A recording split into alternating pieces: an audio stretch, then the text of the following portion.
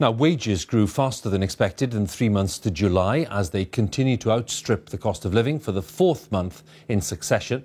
Official data show that pay, excluding bonuses, rose by 2.9% during the period, while unemployment has continued to fall, remaining at its lowest level for over 40 years.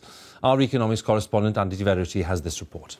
The firm that runs this construction site in Salford has no shortage of work. But a shortage of skilled workers is a growing problem. Until this year, its subcontractors could find the staff they needed easily, mostly from the rest of the European Union. We've got Albanians working on here now, but the dryliners, joiners, tilers tend to be Eastern European. So in some instances, when they leave, it gets very, very difficult to entice the British workforce back onto the sites. From the construction firm's point of view, the labour market is on fire. Even though profits are tight, they have to fight to keep their workers with pay rises of 10 or 20%.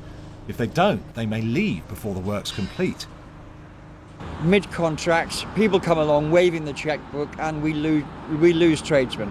There's a lot of tradesmen work on a building contract. It's an old-fashioned business, and keeping those people on site on a tight programme, on tight margins, that's the challenge. Last year, pay rises fell behind price rises, meaning your money bought you less and less. But in the spring of this year, inflation dropped and pay improved, as that squeeze on living standards loosened its grip. The supply of new workers is slowing down in other industries too, and staff asking for more pay can play a stronger hand. There are now more vacancies in the economy than there have been for 17 years, especially in industries like restaurants and hotels. That's one reason workers have been able to push up their pay by an average of £14 a week, taking the average wage to £489 a week.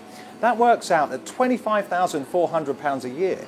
I think there's been a persistent puzzle why workers haven't been able to demand higher wage growth, despite the fact the unemployment rate has fallen to its lowest since the mid-1970s. So we would have expected wage growth to pick up a lot more than it has done so far. With unemployment at a 43-year low, there are now more than 830,000 vacancies, and many of them simply won't be filled. One side effect, you may sometimes have to wait a little longer to get served. Andy Verity, BBC News.